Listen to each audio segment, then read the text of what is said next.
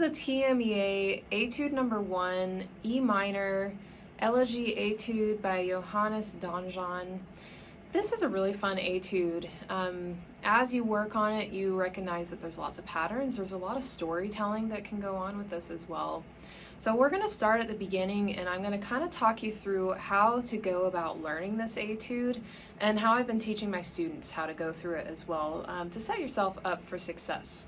As I'm recording it right now, we're on September 10th, and at least in our region, auditions aren't until usually the beginning of December. So we have several months and weeks until the audition time, but with the complexity of marching band schedules, it's important to to really learn this etude well at the beginning to set you up for success in the future. So starting out at the very top of the page, we have these descending arpeggio patterns.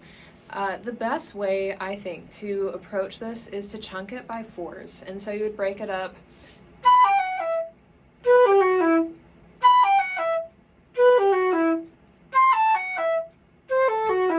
And you can take it slowly, no problem chunking slow. As you get more comfortable with the notes, chunk it at a faster, more performance speed so that you can practice getting your fingers moving quickly. Also, a benefit of chunking this passage, the first 4 lines especially, is it helps you notice the pattern changes. We've got 4 notes on top, 4 notes on bottom. Sometimes the bottom 4 notes change, sometimes the top 4 notes change, sometimes all the notes change measure to measure. And so it can help you see where those pattern shifts happen. So you can just take mental note of that. You could bracket it in your music. You could take out different colors and kind of show where the same notes are similarly across all 4 lines. Whatever works for you. It's a copy. Mark it up. Okay. The next thing, another thing that I've been hearing from students is incorrect rhythms on beat 4 from measures 1 through 5. When we have this dotted 8th, 16th rhythm on beat 4, be careful that you're holding that dotted 8th note for the full value and not turning those 2 notes into 2 8th notes. And so, for example, this is what it's supposed to sound like.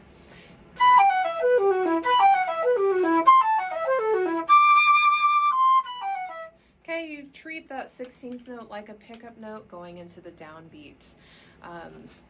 Now, another thing to watch out for that I've been having to fix with a lot of students is beat 4 of measure 5. When you have this grace note, F sharp, be sure to slur that entire beat. We don't tongue that high F sharp. And the grace note with a slash through it means that that grace note happens right before the note. But the rhythm still keep the integrity of that dotted 8th, 16th rhythm. Now, defining some terms here, and which will make playing measure 7 a little bit more, make a little bit of sense and make it sound more accurate. On measure 7, it says long, period. That means lengthy. And so you can think about kind of stretching these notes out a little bit. When you see staccatos underneath the slur, that means that you tongue each note, but you treat it kind of like a tenuto or legato. And so you don't slur it, but you don't play it staccato. It's in between. And then lento under beat 4 means slow. And so these 2 beats right here are almost like a little mini cadenza. It has a little bit of a flair to it, so you have a little bit of freedom of expression in these 2 beats. Depending on how you are doing for air, you can breathe after the single 16th note on beat 3, that B natural, just a very short breath so you don't impact the rhythm too much. And that can help you get to the very end of the line. Otherwise, just treat the staccato under the slurs, another name for that is portato. Treat those like pickup notes into beat 4. Give it some momentum so that beat 4 is a strong beat.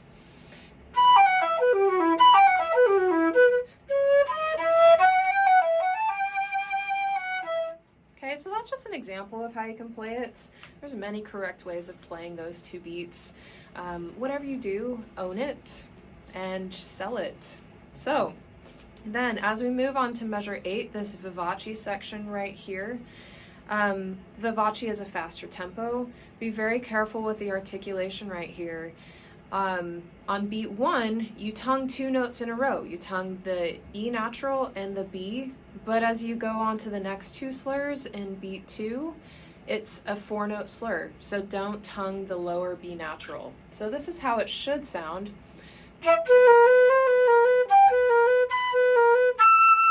If you're playing it like this, that's incorrect, and I would listen to that as a judge and say, wrong articulation. It sounds cool, and you've played many things like that before, but in this etude, that is wrong. Okay, moving on. Measure 9, we have a complete mood shift. We started in E minor, then at measure 9, we are shifting into G major, and there's a lot more lightness in this section right here, and so you want to convey that in the way you play it as well. Measure 9, really smooth fingers. Try to make this sound as smooth as possible as you go over the range of the flute, down to the low range, up into the 3rd octave, keeping it very smooth, clean fingers. Now, if you look at measures 10, 12, 13, 14, 15, which by the way, we're stopping at measure 16 because this is the freshman cut for the school district that I'm in. And right now, my videos are for my freshmen. Now, as you look at these measures, 10, 12, 13, 14, 15, this repeated pattern, you want to make sure you have the correct articulation. Just like in measure 8 with those 4-note slurs, measure 10, etc. 4-note slurs. Don't tongue the 4th note in the group.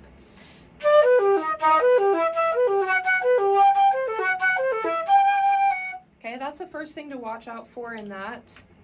And then as you're playing this, and especially as you increase the tempo of it, you want to keep it really light and bouncy, almost like a gallop. If we're putting a storyline along with this, you can imagine somebody riding a horse in this part right here, this very joyful kind of ride. And so at a quick tempo,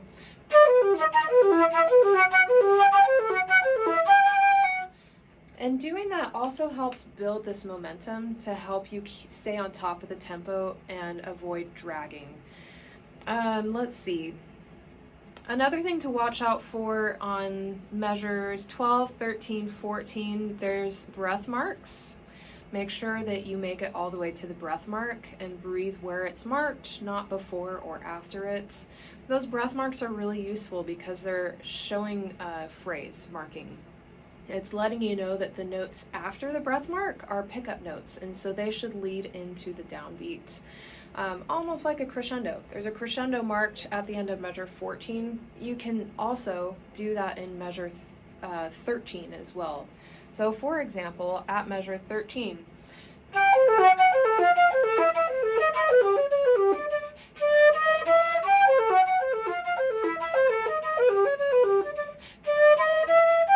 okay, when you're practicing the whole page, even measures 9 to the end, and even if you're looking at this and you're also practicing the second page, chunking is your friend. Chunking by 4s is your friend. Chunking by 4s in the second half of this page is going to help you clean up fingers. It's also going to help you if you're having articulation errors. If, for instance, if you're playing these 4-note slurs but you're tonguing the 4th note, practicing it as a 4-note chunk can help you correct those articulation errors. If you look at the dynamics overall on this page, there's not a whole lot written. It's marked pianissimo at the very start. Don't worry about dynamics as you're learning this. Worry about right notes and right rhythms. And at this pianissimo, don't play softer than you can keep a good tone. I don't really want to hear really wispy, white, fuzzy tone quality here. I want something with a quiet energy. And so you got to find that balance of keeping this quiet energy but not going into the realm of like a fuzzy tone because you're trying to hold back and play something pianissimo. Dynamics are all relative. And And it stays pretty quiet throughout until you get to the end of measure 13. That's our first real major change in dynamics, where we go to mezzo forte. Okay, so that's a little bit of a study guide for the first half of this etude all the way through measure 15. If you have any questions, feel free to ask them in the comments, and especially if you have any requests about any future videos that you want, especially about TMEA region etudes, I'm happy to take the time and make an instructional video.